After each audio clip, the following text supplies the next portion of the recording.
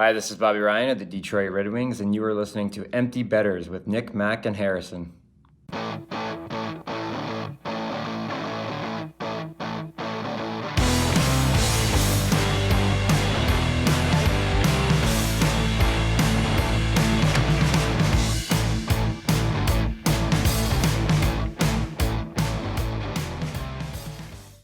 Good morning, everybody, and welcome back to episode 87 of Empty Betters. I'm your host, Harrison Scholes. I'm going to toss it across the screen to my co-host, Nick Manella. How we doing, buddy? Doing well. I'm pretty tired, to be honest.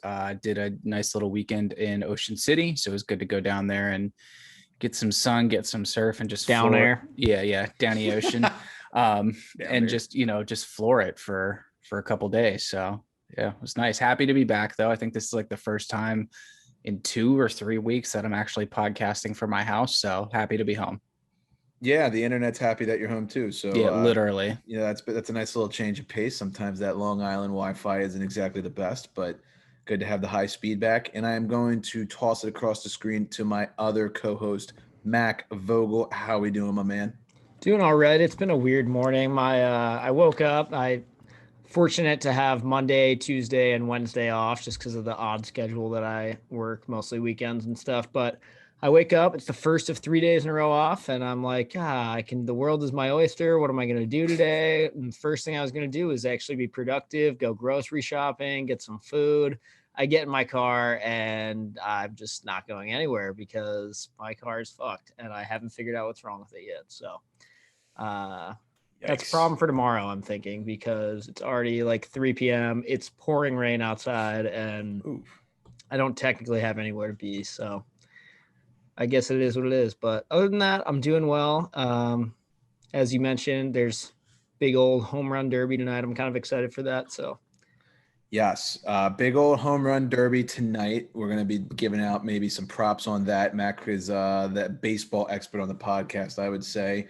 And also a big hit last night. Didn't publish it. We're a hockey podcast, but thank you, Milwaukee Bucks, for the -4.5. Easy change. Thanks for coming. Yep, let's go. But Mac, I will tell you, you've come to the right place as far as automobile malfunctions. I think misery loves company in this case. So Nick's got a shit-eating grin on his face, but yeah, I know he's happy that someone else is feeling his pain. Yeah, something tells me Mac's repair is going to be a lot more affordable than mine is too. So that's, if there's anything that's going to make Mac feel better, I would hope it's that. Yeah, fair enough. Well, before we get started, we just want to remind you guys that our summer merch is now available on our store. You can find the store at emptybetters.com and click on shop, or you can find it in any of our social media bios, personals, or the Empty Better one. Doesn't matter. There's a link tree and it'll take you right there. Just click on shop. We got the Wowie Kazowi shirt that I'm wearing right now. Looks great. Bad radio right here, but turned out awesome. The material is actually beautiful on this thing. I will say it's very soft, feels kind of premium. And all the proceeds for that are going to be going to the Laughlin Family Foundation for research dedicated to rare cancers. So it's for a great cause. We appreciate any support that you guys can give us on that. And it comes with a koozie. So that's pretty awesome. It does. And then the rest of our summer merch, the 4th line of July shirt, we dropped that for 4th of July for feeling patriotic. The Margarita Max shirt, that's been a big hit, probably the most popular item on our store, and the Miami Vice shirt. So go check that out. We appreciate all the support that you guys show us. The merch really is the key for us to, actually have some money to do cool shit for this podcast. So I think it's like no coincidence that the 2 best-selling shirts we have are named after cocktails, the Margarita Max shirt and the Miami Vice, because either our listeners are just as drunk as we are, or they need that much liquor to listen to us. Either one, don't care.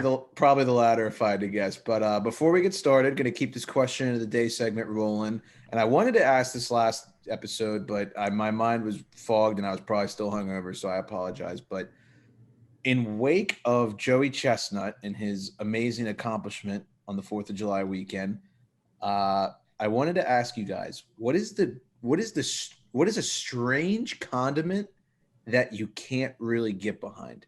Could be something that's popular that a lot of people like and you're just like, no, or it could be something rare that people might not even know exists and you're just like, what the fuck? Because there are a lot of blends of stuff now. You can, you know how in the past you maybe do a little bit of ketchup and mayonnaise, but now they got like KO. That's literally what it's called, KO. Yeah. And they just merge it all into one bottle, and Heinz says it's good for you, and you're good to go. So I'm curious, do you guys have any weird condiments that you can't get behind?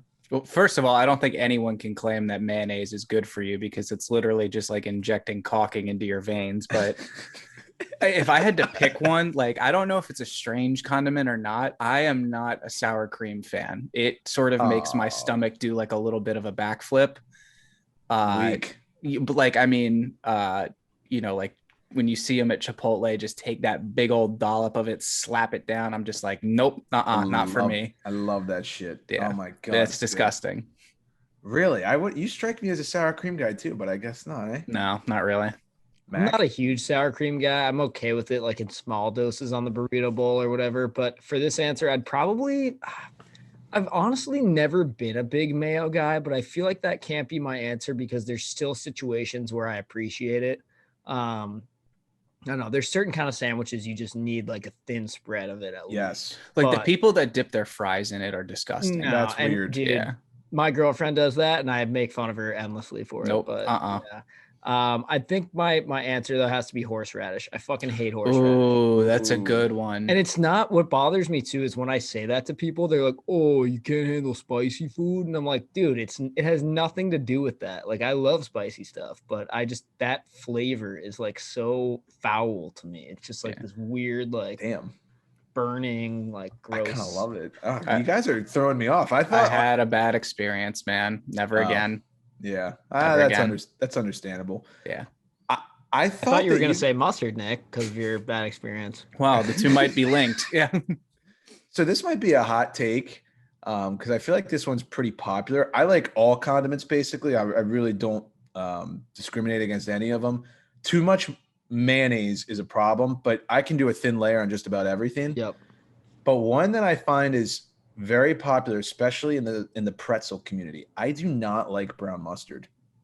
Not a big brown mustard guy. The spicy shit. It depends on it. Like, it depends on like which kind it is, because they're all like, they're basically so different. And now you go to like these bars or breweries that like make their own, and they're all completely different. So it's hit or miss for me. I usually err on the side of caution with like spicy mustards and brown mustards because, first of all, some of them use horseradish, so fuck you if you use the horseradish in your brown mustard or whatever. But just like you said, they're so different. Like, usually I'll just get them on the side because it's so easy for one of them to just be so like weird tasting and like overpower your sandwich, and then you're just. And I feel like that's the key word. Sandwich or whatever, you know. Yeah, like that's the key word is overpowering. Like a little bit, on a little like pretzel nugget or pretzel. Sure, to try it, and then if you like it, maybe put it on the sandwich. But like, if it's like, don't come out and it's just dripping in like some sauce I've never tried, and it's like a mustard, like super offensive flavor. Thoughts on blue cheese? Love it. I'm cool with it. Again, those small doses. You can't like load something up with blue cheese. Like, and like, I didn't like it until I was probably like 21.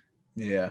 It's grown on me a little bit. I can now tolerate it on like wings or like a buffalo chicken sandwich, but for sure, some people like dip their fries in that shit, like ranch. I'm like, nah, I'm still a ranch guy. I can't do the whole blue cheese thing. I won't like go out of my way to dip my fries in it, but it's like if I have wings and fries and like it's there, I might do like one or two. Right. Yeah, you might go for a little bit. Just to dip your toe in the water. Like I'm feeling dangerous. I like trying new things.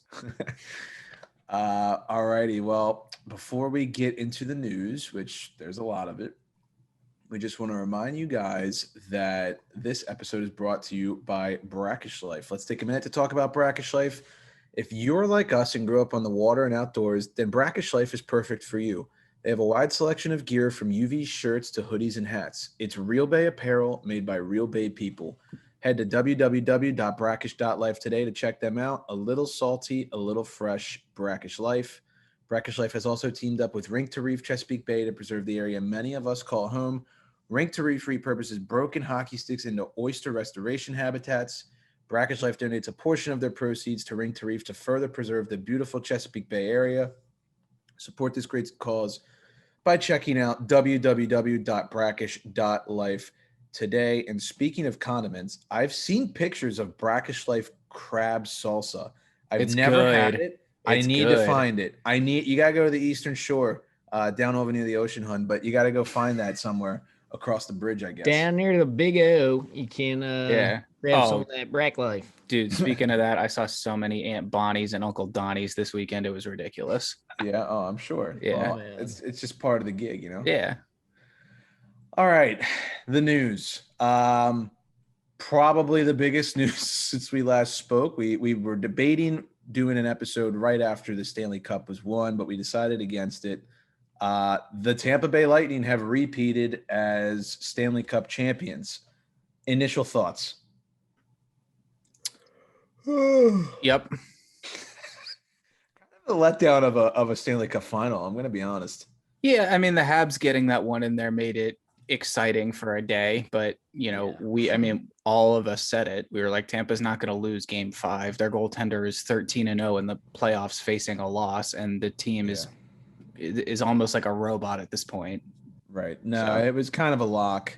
I will say it sucks that and I don't think this is true in general about low scoring hockey games, but I do think it sucked that the final game was a 1-0 game, and not even an overtime 1-0 game, just one goal in the second period or whatever the fuck. Hey, you hit the under on it though, so that was pretty nice. Yeah. True.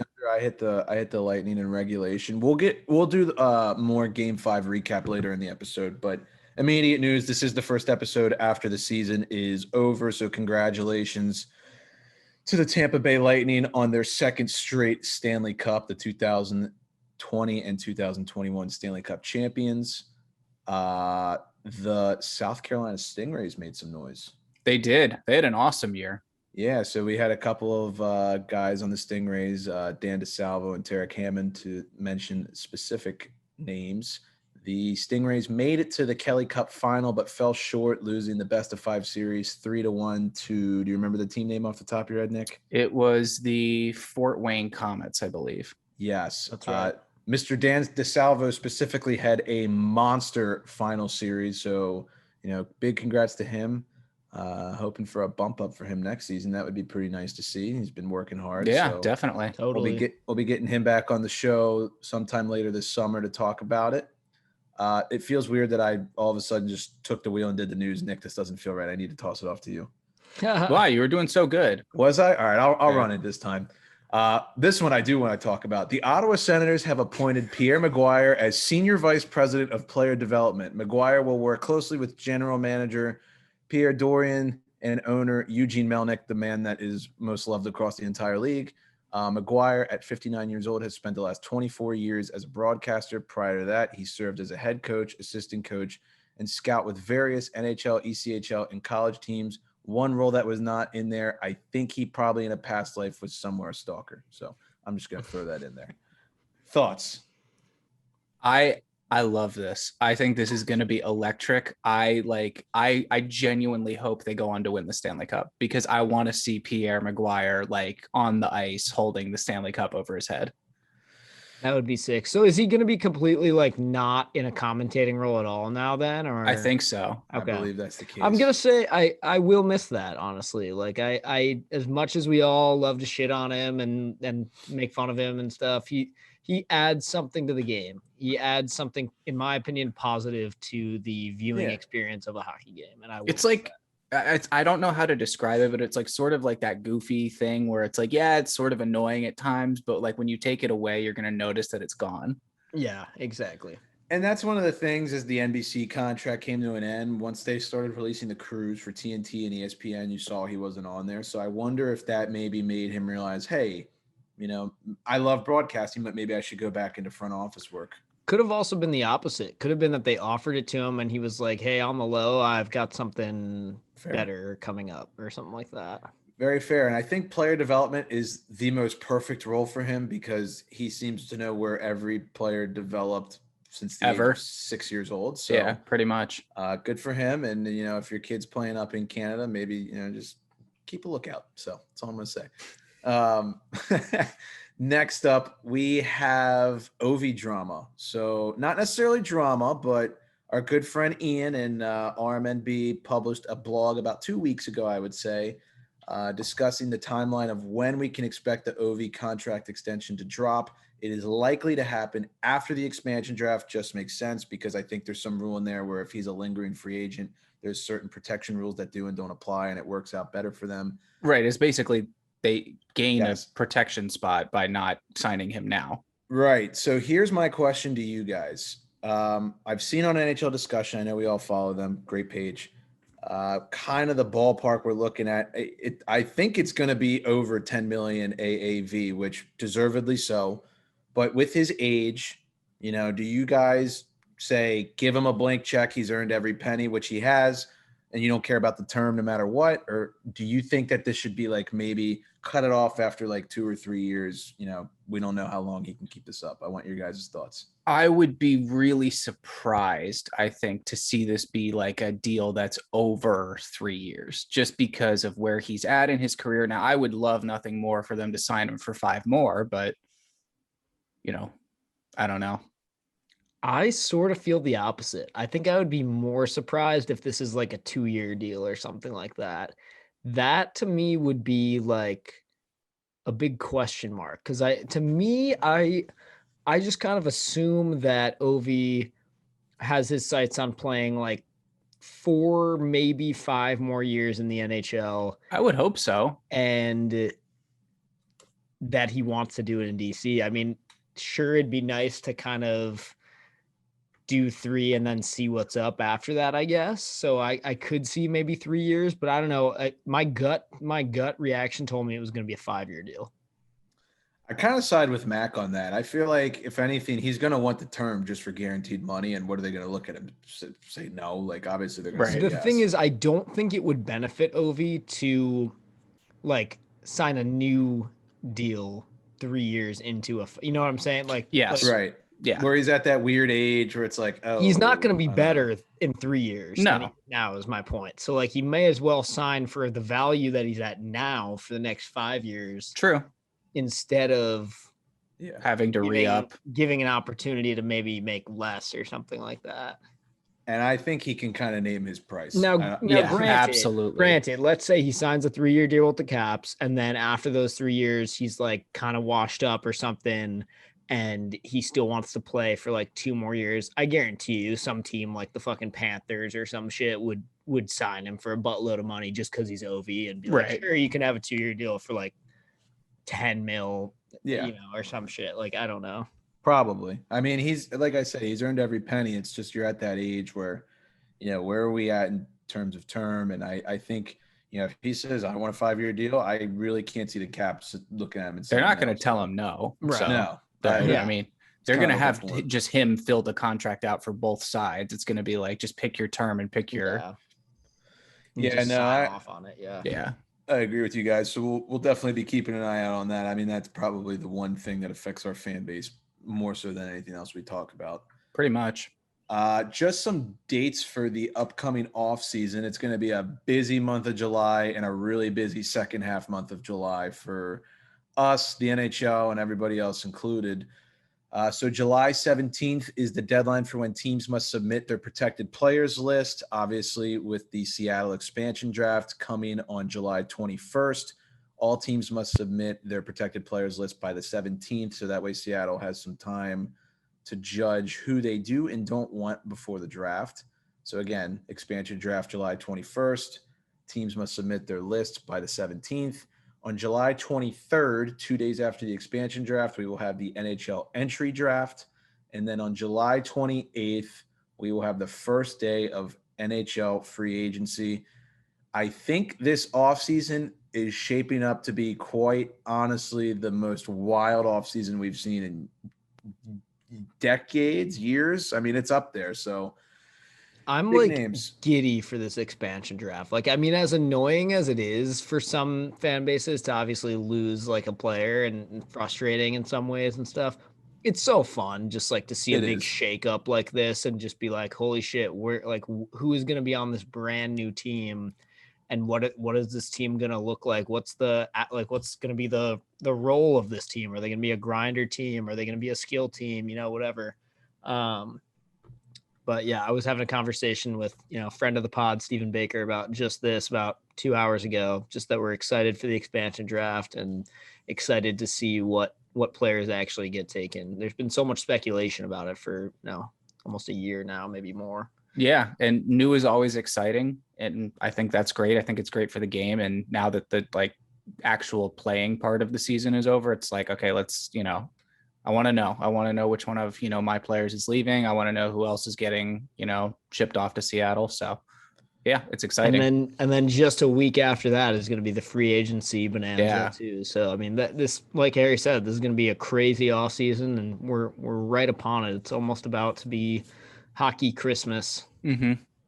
It's just some crazy names. I mean, you got 2 captains that are going to hit, not necessarily free agency and listen to all the offers, but Ovi, captain, Landeskog, captain, Dougie Hamilton, one of the top 5 defenders in the league this past season. So I would imagine also Adam Fox extension is probably incoming, and Makar is going to have to get his first to set the market.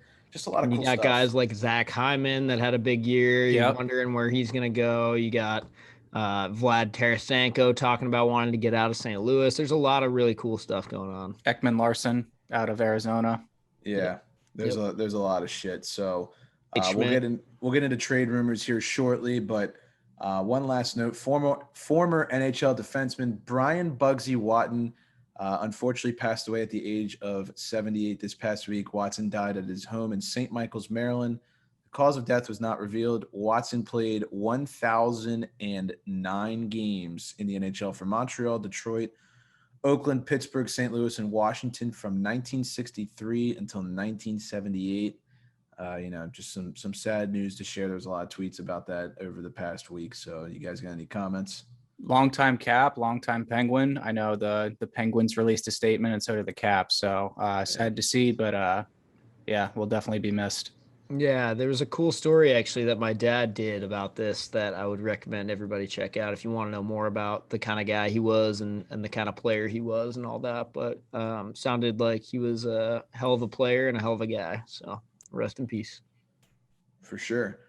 Some contract extensions. Travis McDermott re-ups with the Leafs. I got 2 years, 1.5 milli AAV. He was set to become a restricted free agent on the 28th. That's no longer going to happen. And the Devils re-signed Siegenthaler to a 2-year, 2.25 mil contract. He only skated 8 games with Jersey this past season, missing time while in COVID-19 protocol. Let's get on to the trade rumors, which there are a lot of. So let's get through this. Jacob Voracek. Him and the Flyers have agreed that it may be time for a change of scenery. They are not going to take any deal, as every team always says in the history of trades. But given his cap hit, I think he's in like the 8 or 9 mil AAV ballpark, and his production levels just haven't been the same in the last 2 to 3 seasons that they were when him and Giroux were clicking in the mid 2010s. So it might be time for them to shake things up between him and the Flyers. What do you guys think? This one makes my eyes light up. I like Jake Voracek. I think he's a dangerous player. I had him on my fantasy team this past year, and the Flyers themselves didn't have a great year, but he showed glimpses of still being the star that we all know he can be. And I think, maybe a change of scenery is what this guy needs. I don't know where he goes. Because of the high cap thing, he probably can't end up in Washington or really anywhere near where I might want him to go. But there's definitely some options that I'd be okay with. Some other options I wouldn't be okay with. We'll see where he ends up. Yeah, I have like the first initial gut reaction, like, oh, this dude's gonna end up like staying in the Metro, like he's gonna end up going to like the Rangers or somewhere like that, or the Islanders, God forbid. Or hear me out. What if Columbus finds a way to get a hold of him? To get him back. I was thinking that. Yeah. I don't know. I could see something like that. Columbus is in on every rumor in the league, so something to keep in mind. You would think based on their current situation, they're going to be big time buyers. They're about to be. Right. They don't have they fired Tortorella or whatever, or not fired him, but his contract's up, right? Right. Yeah. They're getting rid of Seth Jones, so. Yeah, just to clarify, Voracek is 8.25 cap hit. So Okay. that is that, and that. And does he have how much like mileage does he have left on that? He is signed through the next 3 seasons. Wow. So Okay. he's still got some time left. So honestly, this is gonna be like a Mantha type deal. Like it's gonna be the type of thing Probably. where like somebody sends him like a bunch of random shit to get rid of like cap room. Yeah. And then like some picks as well to like sweeten the deal. Yeah. Every team in the league has basically called about Seth Jones. I know we just talked about the Jackets, and here we are again. He is unwilling to sign and trade, which is really fucking the Jackets hard right now because they're basically going to let him walk. He says he wants to test the free agent market. I guess if I'm Jones, it all makes sense why you do this. And if you're the Jackets, it all makes sense why you're pissed off. I guess the only thing that you could argue is that maybe they should have gotten an extension done last summer, or they should have done something sooner. But it does look like Jones is going to walk and nobody's going to have to necessarily trade for him. So get your wallets out because this is going to be a big bid. I know he kind of had a down season this past year. Granted, Columbus was just in shambles, but when if he's on a good team and he's got some complementary pieces to work with and a solid D partner, I mean, there's no reason he's not like a top, like I'd say top 8 D man in the league, kind of a random number. But I look at him as like maybe like an eighth best D man in the league, maybe 2 or 3 seasons ago. So I don't know. We'll see. I would say top 15 defenseman in the league. Ooh, wow. Really? Yeah.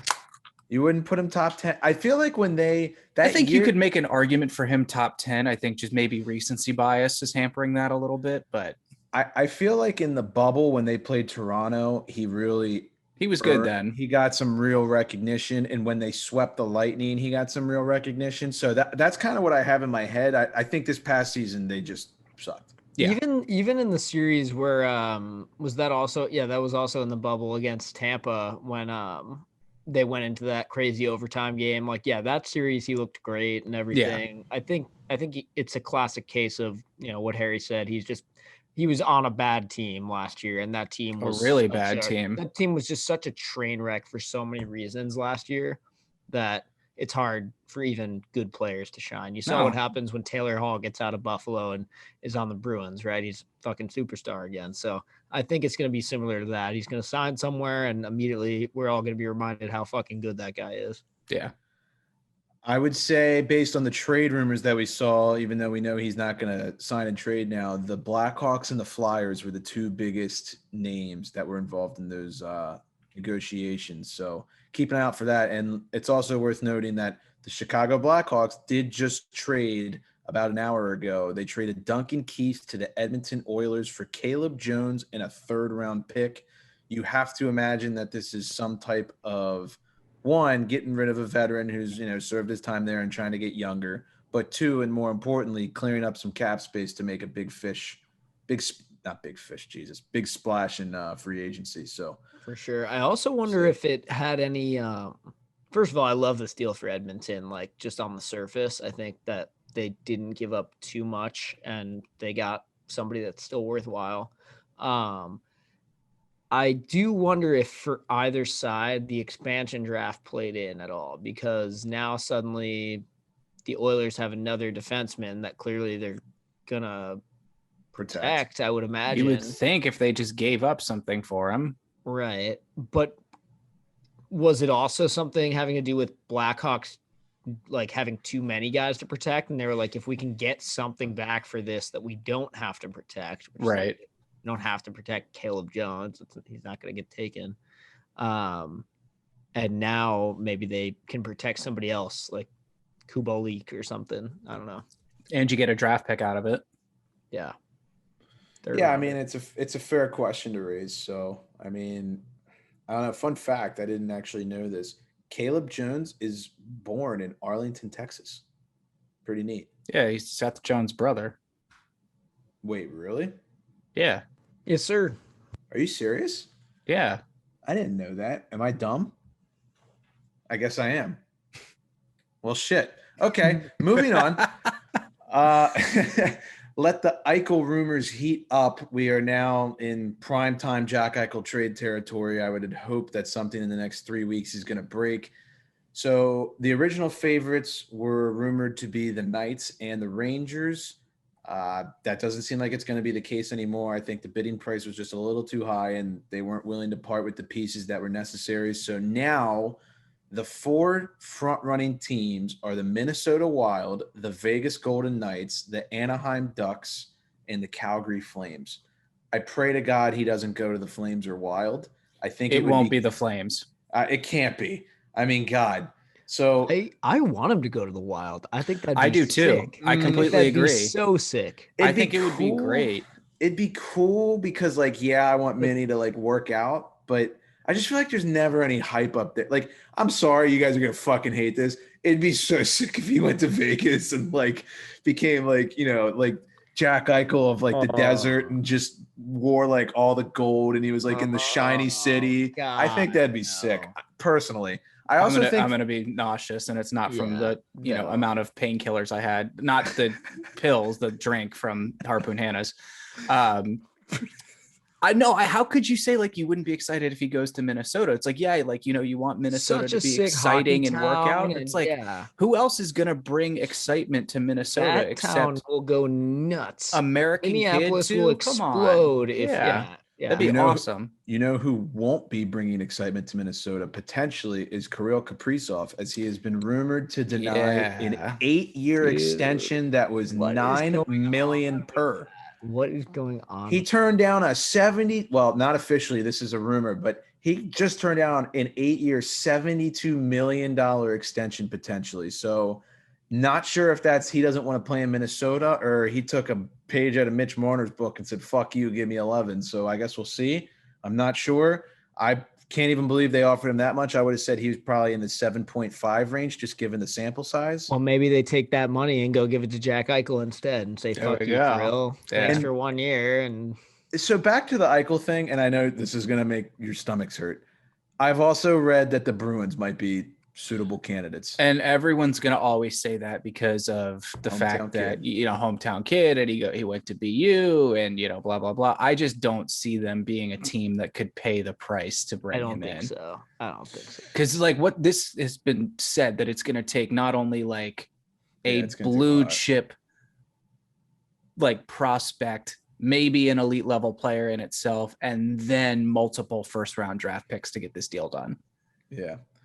Yeah, I don't know if they have the pieces, and the one player who comes to mind who's a huge piece for them that I don't think they would ever, you know, trade away would probably have to be McAvoy if we're talking about a player of this level. You know what's funny is my initial thought was like, how much of a fuck you would it be if they like for everything that like Marchand has done for them over the past years? They were just like, hey, thanks for everything. Have fun in Buffalo.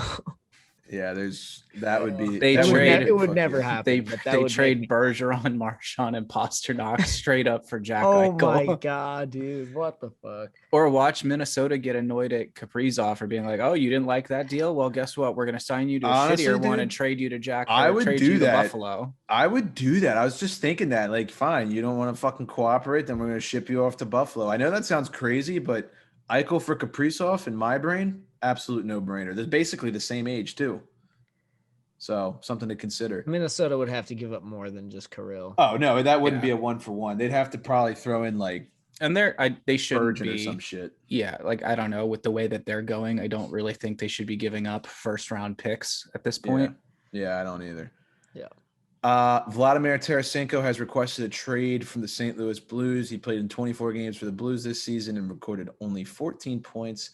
Source told ESPN that Tarasenko was displeased with the way his shoulder surgeries were handled by the team and that trust between the player and team have been fractured as a result. Tarasenko is 29 years old in his 7th of an 8-year deal. That was a $60 million deal signed in July of 2015. He has a full no-trade clause.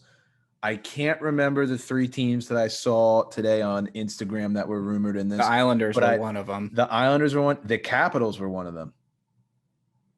One for one, straight up. Tarasenko for Kuznetsov. Yeah, I don't know about that one. But... One Russian for another Russian. One inconsistent Russian for another. Right. Russian. Right. Yeah, I don't really know if that guy, if he gets you where you want to be as a Caps fan, but definitely something to think about. I don't know. This kind of struck me like out of nowhere. I guess it kind of makes sense given his injuries and similar to the Eichel situation. It sounds like players and management have a difference on how certain injuries should be handled. So I don't know, man. That's a hefty contract. I mean, it only has 1 year left, so I think honestly that might kind of fuck St. Louis over, considering that whoever is going to trade for him knows that it's not guaranteed they get him long term. Right. Yeah. They may get way less for it because of that. Yeah. Right. I'd hate to see him be a rental though. Like I want to see him find like a new home and establish himself. So not that I think this will happen, but I do know that there have been rumors that Matt Tkachuk wants out of Calgary. Mm-hmm. And his number one place that he would want to go is obviously St. Louis. And I think he would fit Right. in perfect with that culture, their identity, the way they won the cup. So I don't know if there's something there. There might be, there might not be. But if I'm any team, I want Matt Tkachuk is one of the first guys I want on my team in a heartbeat. I think that would be, he's a great addition to whoever can afford him. Plays hard every night. Yeah. I don't know like what a deal, like if they were going to do that deal, like what that would end up looking like. I don't know if Tarasenko is the key to Calgary's problems. I think there's a lot of other depth problems there and certainly stuff on the back end, but who knows? Yeah, and the last one, because I know there's a lot of rumors here, but the Canucks are looking to clear cap space by trading defenseman Nate Schmidt in order to acquire Coyotes defenseman and captain Oliver Ekman-Larsson. That would be a big blockbuster trade. All these captains on trade block, Landy, Ovi, well, not trade block, I should say, but just uncertain futures for the moment. You got Ekman-Larsson, Ovi, Landeskog, all these guys. So I feel a little bad for Nate Schmidt. I feel like he was actually a really good fit in Vegas, and I'm not sure that they should have been so quick to get rid of him. And then, of course, he gets to Vancouver and they have a bad season, and then he's like, well, I don't really want to play here. And they're like, well, we don't really want you. And yeah, hard to blame him. Fit. Yeah. I You feel can't bad really. for him. And the way that, like he was sort of a casualty of what Vegas has done with how they handle, their player turnover right now. You knew with them bringing in all this talent that they were going to have to shed some of it at some point. So, yep. I hope he doesn't go to Arizona because I don't think that would be a good fit either. No, that would be horrible. I don't know why. Gut feeling, pure gut feeling, and nothing else other than that. No evidence, no backup.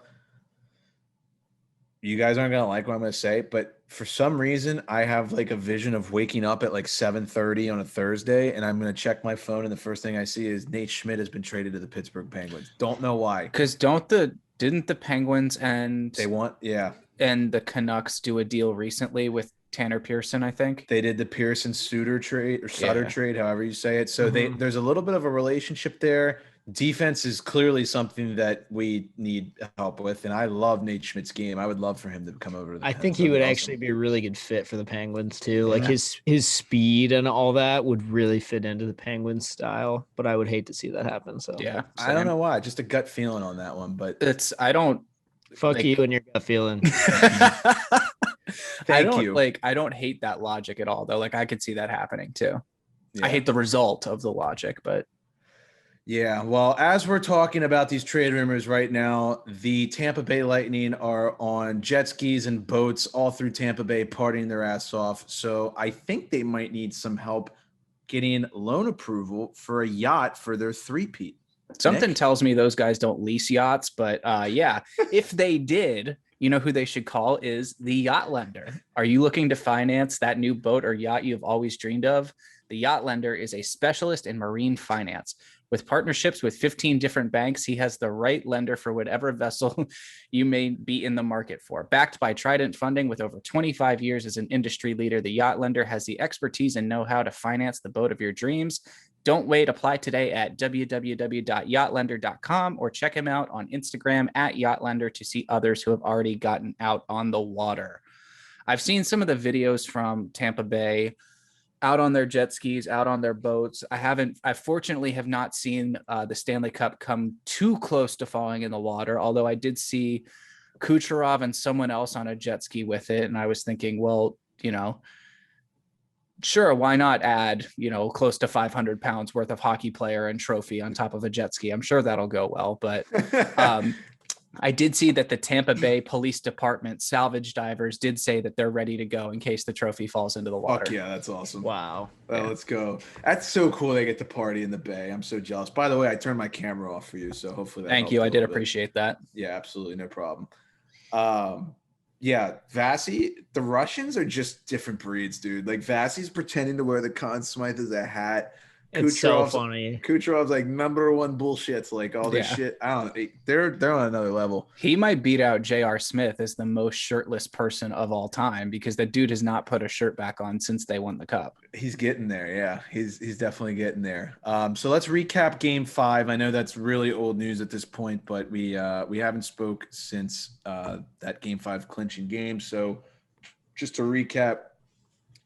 Tampa wins the game 1-0 to repeat as Cup champs. Ross Colton scores the lone goal, who I believe wasn't even in the whole series. I think he got put in that game specifically because or did he replace Killorn when Killorn went down? Yeah. I think that's what happened. He played a couple, yeah. Yeah. So we went 2 for 2 on our Game 5 bets. Mac, holy shit. This one gave me so much anxiety all game. Mac placed a bet that he told me to write on Twitter that people should hammer. He said Price will get 29 saves. I know you brought it down to 27, but the line was set at 29, and Price had exactly 29 saves on the dot. So what's funny is I told you to tweet 27 because it was still a good deal, and I actually it was hindsight. Like I bet 29 because it was at that, and I think it was like minus 110 or something like that. And so I hammered that. And then I was like, I wonder what like one bump down from this would look like. And 27 was like minus like 120 or like, it was like not even any different. And I was like, oh, I should have done that instead. So then I told you to tell everyone that. And like, I know a few people that saw that and was like, oh, I'm definitely hammering 27. And they texted me when it got to 27. We're like, nice, dude, we hit. And I was like, shut the fuck up. Shut up. I didn't hit because I'm an idiot and I bet the 29. And then thankfully the final save was before he got pulled. He like started coming out of the crease and then like it started coming back down and they just like flicked it on net and he caught it, dropped it and like passed it to somebody and then came off the ice. And I was like, oh, still counts. God. But they didn't put it up originally too. Like it still said 28 up there on the scoreboard. And I was like, are they like counting that as like a dump in and not like a shot or something? That's terrifying. And then like 30 seconds after the fact, I saw it change to 29 and I was like, oh, let's go. They're counting it. That's so fucking like nerve wracking. I feel bad for you, but that's also a hell of a way to win in the last game of the year too. Hell of a way to end the season. So yeah, that was a wild one. And then I published the Tampa Bay money line in regulation, obviously 1-0 win that hit an absolutely legendary post-game press conference by Nikita Kucherov, who I'm going to be honest, I think I've underestimated the entire Tampa roster besides Vasilevsky and Hedman. And I kind of like Kucherov after this. I'm going to actually say that. He verbally assaulted the entire province of Quebec and basically called them, premature, for lack of a better term, said that they celebrated their cup finals in the third round, that they acted like their game 4 win was them winning the cup and said, we've done this a million times and you haven't done shit. Not quite that literal, but I'm paraphrasing here. And basically said that Montreal was way too giddy in the third round to make any noise in the last round. I kind of love that. I mean, granted, it's Montreal. You can expect that they're going to get hyped up. But, as a guy who's averaging 1.51 playoff points per game right now, it's kind of hard to say any shit about him. And he's just won back-to-back cups and has been shirtless the entire time and led the playoffs in points after missing an entire season after hip surgery. So I don't really know if you can talk too much shit to him.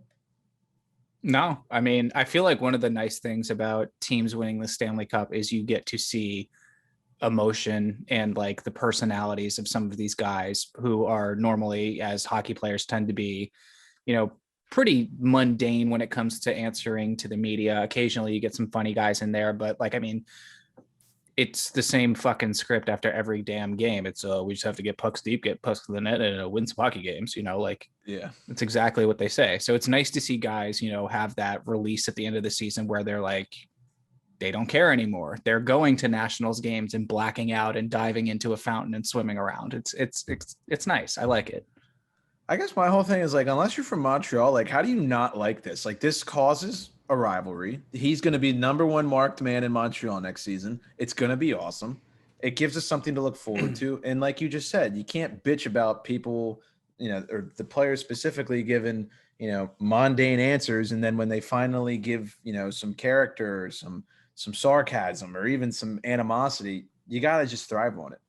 I agree. I will say the one thing, though, is that I don't care who you are. If you win a Stanley Cup final game at any point against anyone, let alone against the defending Cup champs, when you're not even supposed to be in the fucking Cup final at all, you should go crazy. You should be absolutely you should go nuts. So I don't fault like any of the Habs fans for like celebrating too hard. I think that's kind of dumb. But like I get like the point of what Kucherov is trying to do and antagonize them a little bit and be cocky and like, yes, it's funny. Yeah, I think it's funny. I mean, obviously, any city's going to go nuts if you win a Stanley Cup final game, like Max said. So I'm not going to blame them there. But I do want to add that he is now endorsed by Bud Light, as is the Conn Smythe winner, Andrei Vasilevsky, who was the playoff MVP. Just a couple wild stats, because I know we were saying it's the two best goalies in the world going at it head-to-head in the final, but I'm not so sure that there's any talk about that anymore. I'm pretty sure it's a clear-cut number one at this point. He has shutouts in his last 5 series clinching games, which is just wild to say so casually. He hasn't lost back-to-back games since being swept by the Blue Jackets back in 2018 or 2019. I can't remember which one. He has started every single playoff game for the Bolts in the past 2 seasons. And in my opinion, he is clearly the best goalie in the world right now. Disagree? No, I think that's a completely fair assessment. No, it's completely true. So just an absolute wild run for him, a truly historic playoff campaign that we just witnessed. I'm going to open the floor to you guys, a little therapy session. So obviously we kind of shit on the Lightning all year and the whole, over the salary cap thing, cheaters, whatever you want to say it. Let's just vent. Things you don't like about the Lightning, feelings about this whole year and them and their team and what's going to happen going forward. Raise your hand, Lightning fans, if either of your Stanley Cups came with an 82-game season. COVID Cup doesn't count, right? Both of them. Both of them, just saying. Yeah, it's not legit back-to-back unless you play 82. Right. And to clarify, and correct me if I'm wrong here, but the reason we're emphasizing that is not because I've seen 2 schools of argument on like Twitter and all this. Like one, people are like, oh, it wasn't an 82-game season, so like the standings could have been different at the end of an 82-game season, and then maybe you wouldn't have been as high of a seed, and then maybe you would have lost or something, which like, sure, maybe that's true. But to me, it's more just about like the workload. Like an 82-game season tires you out so much more injuries than a 56-game season. And yeah, what you can play through and what you can withstand after a 56-game season is way different than what you can play through and withstand after an 82-game season. So I will say that that's a fair argument, and fuck you, Lightning, for not winning a cup after an 82-game season, whatever, back to back. We're all very impressed. We're all very proud of you. You're so fucking cool with your Vince Lombardi trophy and the Stanley Cup on the same boat. So cool. We're so proud of you. What else you got, Nick? I know you got more ammo. Mac, I think that's a great point, is like an 82-game season tires you out so much so that your team might get swept by Columbus in the first round. It could happen. Just saying. I think they only won because Tom Brady signed as a Buck. There you go.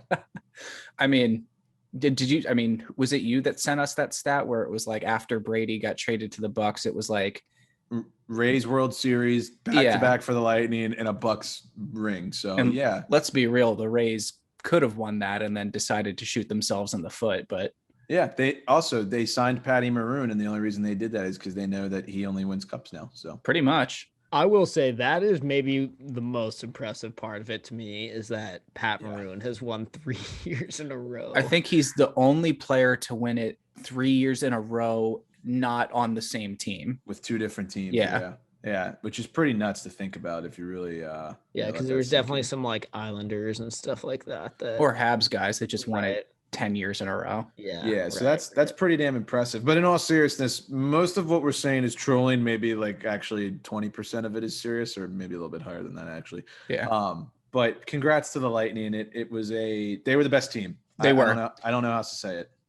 And the other thing, that's facts. Yeah. Yeah. The only other thing I'll say is this. Everyone says it's cheating. Everyone says it's not fair, blah, blah, blah. You know what it is? It's a competitive edge. They are working around the rules and they made it work. That's the league's fault. It's not theirs. You're absolutely right. And every team would have done the same thing. You look at the rules and you say, okay, these are the rules. We will follow them. And they did. They did follow the rules. They didn't cheat. So it's the old like NASCAR mentality. If there's not a rule saying I can't do it, that means I can do it. And what was it one of you guys saying that they were the only ones to vote for it not being that way a couple of years prior to that, right? Didn't we talk about that last episode or something? In 2015, when the Hawks beat them in the finals, Patty Kane was out that whole year. And they brought back in Patty Kane, and they were like, I think like $5 or $6 million over the cap. And when the new I can't remember if it was like CBA or off season, some annual thing that they do. It was like the first thing that came up. The Lightning were the only team out of every team to vote that you can't have this LTIR loophole. And then here we are 6 years later, and a big fuck you to everybody else. So yeah, I kind of like that energy. I'm not going to lie. Good for them. One of my key takeaways, and I'm just going to say this real quick. One guy who I don't think gets recognized enough and who got praised when he was in New York, Ryan McDonough. What a fucking run he had. I think he led the playoffs in plus minus. Someone can check me on that, but I'm pretty sure he did. And I would say he's probably the most underrated defenseman in the league right now. He's getting overshadowed by Hedman. Sergachev has some flashy plays, but McDonough, man, what a series for him. What a playoffs for him. I think people, forget that he was the captain Callahan was McDonough a captain? Callahan was the captain. I'm pretty sure. Callahan was a captain. Yeah. And then I can't remember. I thought there was one year he was, but maybe not.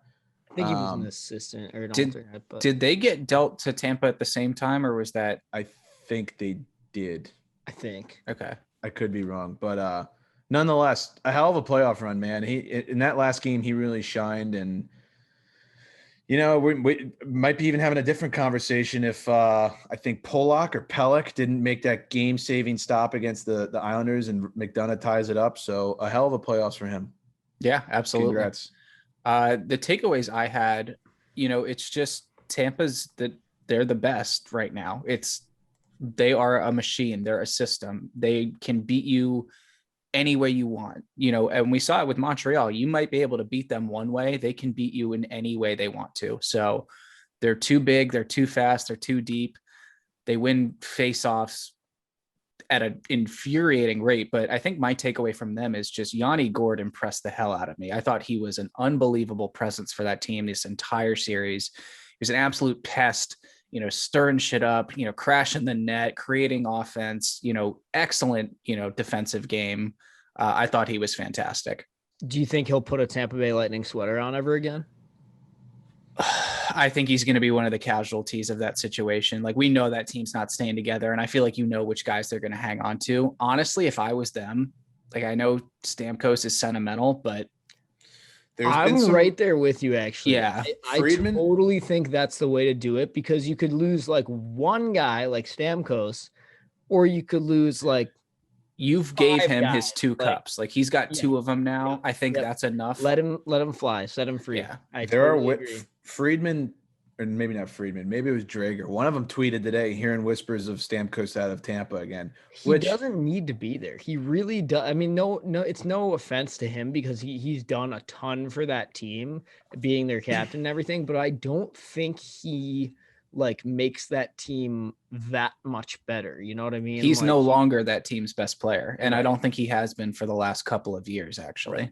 The only Plus all the injury stuff, he's a question mark still too. Only thing I would say is, you gotta be careful, because it seems like everybody fucking loves him, especially Cooch and especially Hedman. And, we're talking about a historic power play here. I don't know if there's the only other guy maybe 2 other guys I could think of that I would want on that left side on the power play is Ovechkin and Pastrnak. Stamkos is deadly right there. That one-timer shot. So I'm not saying it's worth the amount of money they're paying him for the next, I think, 5 or 6 years.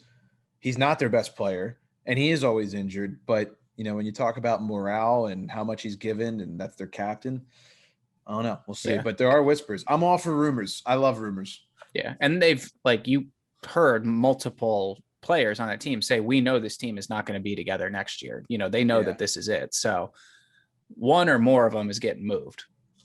Yeah, absolutely. And, time will tell. We'll see. But I have one final parting question for you two. And this was actually a question that my roommate asked me after we were talking about the Lightning winning. And he's not a hockey fan by trade. He's a basketball fan by trade. But, he lives with me. So I've been getting him into the games throughout the postseason and everything. And so he asked me, he was like, yeah, in basketball, it happens sometimes where the final isn't the best series that happened in that postseason. So in your opinion, what was the best series that happened this postseason if it wasn't the Cup final, which I think we can all agree it wasn't? What was the best series you guys think overall? Islanders, Tampa Bay, I think. That's what I said too, actually. That's what came to mind, but I didn't think about it for a really long time. I maybe need to give it a little more thought, but that was my gut answer. I just something about that conference final or semifinal, whatever they called it this year, matchup. Right. I feel like we haven't gotten that in a while, the way that the NHL playoffs are slated normally, like the Caps and the Penguins bumping heads in the second round. It's that is typically it was two really good teams. Yeah. And one of them is just going to win game 7. And that's what it's going to come down to. Exactly. And then more often than not, the one that wins that series ends up going to the third round and making it through, or at least, makes that a series. So yeah, I've got to go with the Islanders and Tampa Bay. I thought that was an awesome playoff series. I would probably agree. I think that's probably the best one, but just some reminders of ones that I think were really good. Florida, Tampa was pretty electric. That was the other one I was going to say. That was a good one. Toronto, Montreal. I mean, God bless Rick. That and God was bless actually me. so sick. Yeah. Montreal coming back down 3-1. That was pretty cool. And then one that actually didn't go 7 games that I think was personally one of the best series in the entire, bracket, just because of how many overtimes we had. Carolina, Nashville in that first round. I thought you were going to say that came to mind as well. That one was electric. And didn't it go to overtime of game 6, I believe? I think so. I think it was 5. Oh. Yeah. Or maybe I'm wrong. They won it in Nashville. So yeah, so it would have been, maybe it was 6. It would have been 6. Yeah. So yeah, that was a really good series too. But it was a great playoffs. Boys, hell of a postseason. Ladies and gentlemen, we recorded 2 episodes a week every morning at 7 a.m., 6 a.m. for max time for the first 2 rounds. So a quick little pat on our back, big strides, a lot of dedication. I appreciate you guys, bearing with that schedule. That was a lot, especially with work schedules and Long Island trips and flights and time changes. So cars, all the other shit that happens in my life. Yeah. A hell of a run by the EB boys. And it was a fun season, a weird season. We still haven't had an 82 gamer yet, but hopefully, God willing, please, we have one this next season and we'll have all normalcies back. Go back to normal. Yes. 2 questions, one piggybacking off of the other one. Who had the best playoff atmosphere, crowd and building this postseason? I was a big fan of Nashville's, honestly. Nashville's up there. I would say Carolina has to be up there too. Carolina was Which is part of why that series was so sick, because no matter where they were playing, it was just electric. But I mean, actually, what the fuck am I talking about right now? The Islanders. It's not even hands close. Down. Yeah. I can't believe I've just Vegas was up there too. Vegas seemed like it was pretty crazy. That was a good one. Just that third period of that Islanders game 6. Yeah. And they're just this entire arena is just singing nonstop. It was like a soccer game. Yeah. That was pretty awesome. Speaking of which. What, Italy? Yeah. I was going to say, so obviously Italy won the Euro Championship, which I'm very excited about. I watched it while I was on the beach. And my phone cut out right before the second to last penalty kick. Oh God. And I'm refreshing. I was a complete mess, but Anyways, did you guys see? So it was against England, obviously, and it was in London. It was at Wembley Stadium, which is, the home of like England's national soccer team. And did you see the scenes outside the game before kickoff? No. I did. The fans bum rushed the gate, like fans that didn't have tickets to get inside the stadium, and were like running, like imagine like 80,000 people outside of the Ravens stadium, like pushing the gate down to get in. I've never seen anything. And they like got that. in. And they got in. Yeah. Yeah. But like, okay, so that's cool. You got in and you didn't get like shot or tased or like tackled down concrete stairs. But like, what do you do once you're inside? You don't have a ticket. Where do you go sit down? Beats me. I don't know. I don't understand. Like, what do you do? Just watch from like the concourse? I feel so bad for that. I was rooting for Italy, by the way. Fuck England, but thank you. I just felt so bad for the kid at the end. He, like, what was he? 19 years old. He is, and he plays for Arsenal, my favorite soccer team. So I did feel kind of bad, but right. Yeah, I felt bad. That's a lot of weight to carry on a 19-year-old shoulders. Oh my God. Yeah, and then the response afterwards was just disgusting by some of the England fans. I don't know if you guys have paid any attention to that, but that was bad. So I didn't see any of the action in Italy. Like I didn't see any like Twitter clips. But my buddy who lives in Boston, he was in Little Italy in Boston. Mm-hmm. Dude, it was like oh my God. It was like the fucking Pats won the Super Bowl. I was like, what? Like it was crazy. My grandparents were in Rome in 2006 when Italy won the World Cup, and it was in Germany. But they like when it happened, they were like, we had to go back to the hotel immediately because it was not safe to be riot literally on the streets. Yeah. People lose their mind. Yeah. Literally. It was crazy. What is it? Forza Italy? Forza Italia, and then Forza Azzurre. Okay. Yeah. I don't know. I don't even know what Forza means. I'm uncultured as shit. Forward. Dude. Forward. There you or go. Let's go. Nice. Yeah. Did you have any celebration meets? A little pastrami action or like Capicola? Just the usual daily gabagool. Routine, yeah. Little summer sausage action. Right. On the beach in 95-degree heat. Little Peroni. Right. Oh, do love me a good Peroni. Me too. I had one Friday. It hit different, I will say.